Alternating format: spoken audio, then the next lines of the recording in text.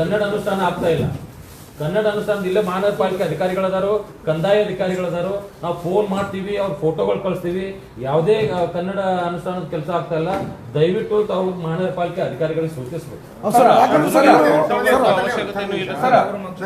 ಈಗಾಗಲೇ ಮಾನ್ಯ ಮಾಜಿ ಮುಖ್ಯಮಂತ್ರಿ ಸಿದ್ದರಾಮಯ್ಯನವರು ನಾವು ಕನ್ನಡ ರಾಮಯ್ಯ ಅಂತ ಕರಿತೀವಿ.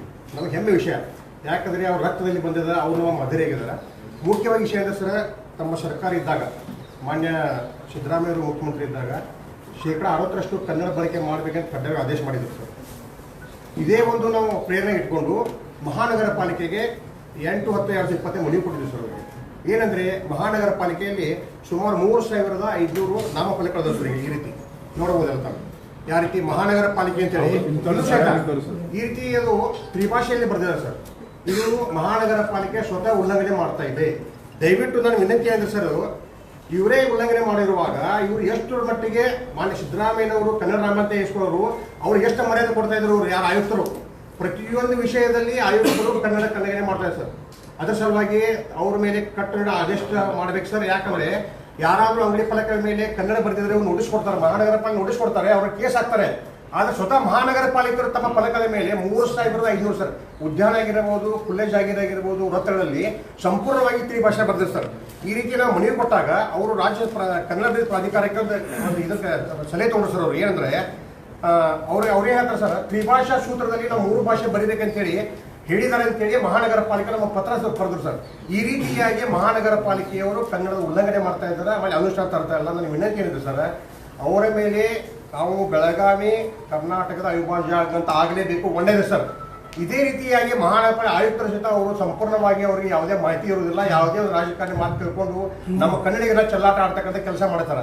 ಇದನ್ನ ನಾವು ಸಹಿಸ್ಕೊಳ್ಳೋಕೆ ಸಾಧ್ಯನೇ ಇಲ್ಲ ಸರ್. ಯಾಕಂದ್ರೆ ಎಷ್ಟು ನಾವು ಸಹಿಸ್ಕೋಬೇಕು ನಾವು ಸರ್. ಇದನ್ನ ತಾವೇನೋ ಮಾಡದೆ ಹೋದ್ರೆ ಸರ್ಕಾರದ ಮೇಲೆ ನಾವು ನಮ್ಮ ಸರ್ಕಾರ ಇದೆ, ಕನ್ನಡ ಸರ್ಕಾರ ಇದೆ, ನಾವು ಏನ್ ಮಾಡಕ್ ಸಾಧ್ಯ. ಆದ್ರೂ ಸಹಿತ ಯಾರು ಸರಿಯಾದ ಕೆಲಸ ಮಾಡೋಲ್ಲ, ಅವ್ರನ್ನ ನೀವು ಎತ್ತಂಗಡಿ ಮಾಡ್ಬೇಕು. ಒಂದೇದು.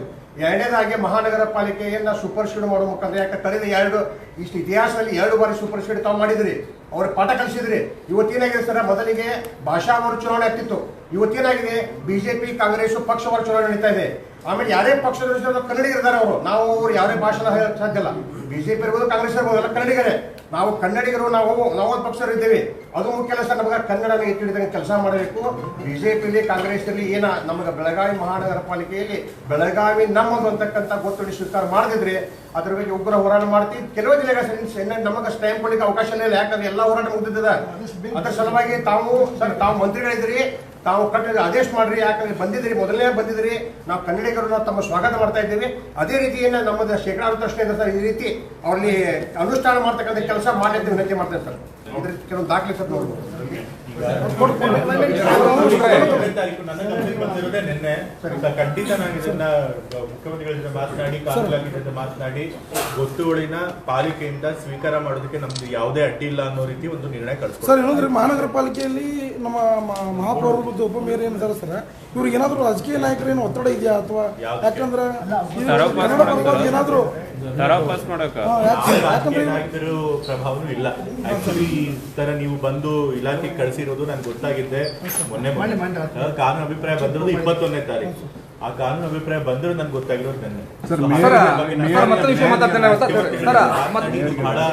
ಗಂಭೀರವಾದಂತ ವಿಚಾರ. ಕರ್ನಾಟಕ ನಾಡು ನುಡಿ ನೆಲ ರಕ್ಷಣೆ ವಿಚಾರ. ಸೊ ಹಾಗಾಗಿ ಬೆಳಗಾವಿ ನಾವು ಯಾವ ಕಾರಣಕ್ಕೂ ಬಿಟ್ಕೊಡೋದಕ್ಕೆ ಸಾಧ್ಯ. ನಮ್ಮ ಅವಿಭಾಜ್ಯ ನಿರ್ಣಯ ಆಗಲೇಬೇಕು. ಅದನ್ನ ಮಾಡೋಣ, ಯಾಕಂದ್ರೆ ನಮ್ಮ ಸರ್ಕಾರಗಳೇ ಮಾಡಿವೆ. ಅದ್ರೊಳಗೆ ಪಾಲಿಕೆ ಮಾಡೋದಕ್ಕೇನು ಖಂಡಿತ ಮಾಡ್ತಾರೆ. ನಾಮಫಲಕ ಹಾಕ್ತಾರೆ, ಅದನ್ನ ನಮ್ಮ ಮಹಾನಗರ ಪಾಲಿಕೆ ಅಧಿಕಾರಿಗಳು ತೆರವು ಮಾಡಂಗಿಲ್ಲ. ಅದ್ರ ಬೀದಿ ಬದಿ ವ್ಯಾಪಾರಿಗಳು ಏನು ಅದನ್ನೆಲ್ಲ ಇದು ತೆರವು ಮಾಡ್ತಾರೆ ಸರ್. ಈಗ ಅನ್ಯ ಭಾಷೆಯಲ್ಲಿ ಇರುವಂಥ ಇದು ಏನು ಫ್ಲೆಕ್ಸ್ಗಳು ಇದಾವೆ, ಈ ಬ್ಯಾನರ್ಗಳು ಕಟ್ಟೌಟ್ಗಳು ಇರ್ತಾವಲ್ಲ, ಅವನ್ನೆಲ್ಲ ಯಾಕೆ ಇವರು ತೆರವು ಮಾಡಂಗಿಲ್ಲ? ನಾವೇನು ಹೋರಾಟಗಾರ ಹೋರಾಟ ಮಾಡಕ್ ಹೋದ್ರೆ ವಿಷಯ ನಾನು ಗಮನಕ್ಕೆ ತಂದಿದ್ದೀರಿ. ಇವತ್ತು ನಾನು ರಿವ್ಯೂ ಮೀಟಿಂಗ್ ಮಾಡಕ್ಕೆ ಬಂದಿದ್ದೇನೆ ನಮ್ಮ ಇಲಾಖೆದು. ಅದ್ರೊಳಗೆ ನಮ್ಮ ಮಹಾನಗರ ಪಾಲಿಕೆದು ಮೀಟಿಂಗ್ ಮಾಡ್ತೀನಿ.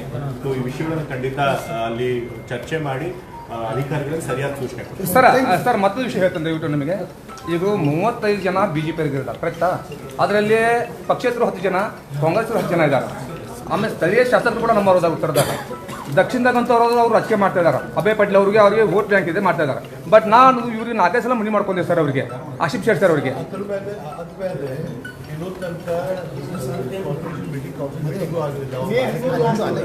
ಅಲ್ಲ ಸರ್, ನಾ ಏನ್ ಹೇಳ್ತಾರೆ ಗೊತ್ತಾ ಸರ್? ಇಲ್ಲ ತಿಳ್ಕೊರಿ, ನಮಗೂ ಅಭಿಮಾನ ಇದೆ ಕಾಂಗ್ರೆಸ್ ಪಕ್ಷ ಬಗ್ಗೆ. ಇವತ್ತು ಕಾಂಗ್ರೆಸ್ಸಿಗರಿಂದ ಕನ್ನಡ ಉದಿರ್ತಕ್ಕಂಥದ್ದು ಇವತ್ತು. ಆದ್ರೆ ಸರ್, ಇಂಥ ಅವಕಾಶ ನೀವು ಸರ್ಕಾರ ಮಾಡುವಂತ ಕೆಲಸವನ್ನ ಕನ್ನಡ ಹೋರಾಟಗಾರನ ಅಂತ ಅಂದ್ಕೊಟ್ಟೆ ನೀವು ಇವತ್ತು. ಯಾಕಂದ್ರೆ ಅವರು ತಿಳ್ಕೊರಿ ರಾಜಕೀಯ ಮಾಡ್ತಾ ಇದ್ದಾರೆ ಬೆಳಗಾವದಲ್ಲಿ ಬಾಲವನ್ನು ಸರ್ಕಾರದ ಮೇಯಿಸ್ತಾ ಇದ್ದಾರೆ. ಆಮೇಲೆ ಅಧಿಕಾರಿಗಳು ರಾಜಕಾರಣ ಮಾಡ್ತಾ ಇದ್ದಾರೆ. ಇಲ್ಲಿ ಅಧಿಕಾರಿಗಳು ಕನ್ನಡ ಪರ ಕೆಲಸ ಮಾಡ್ತಾ ಇಲ್ಲ. ಯಾವ ಅಧಿಕಾರಿಗಳು ತಿಳ್ಕೊಳ್ತಾರ?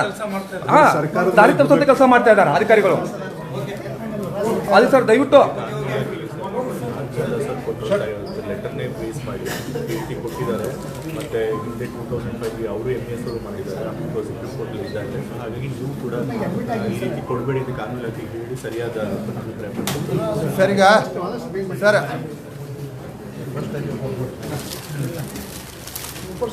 ಸರ್ ಈಗ ನಮ್ದು ಇನ್ನೊಂದು ಡಿಮಾಂಡ್ ಇದೆ ಸರ್. ಪಾಲಿಕೆ ಎದುರು ಚೆನ್ನಮ್ಮನ್ನು ಮತ್ತು ಕ್ರಾಂತಿವೀರ ಸಂಗೊಳ್ಳಿ ರಾಯಣ್ಣನ ಮೂರ್ತಿ ಪ್ರತಿಷ್ಠಾಪನೆಗೆ ತಾವು ಕ್ರಮ ಕೈಗೊಳ್ಳಬೇಕು ಅಂತ.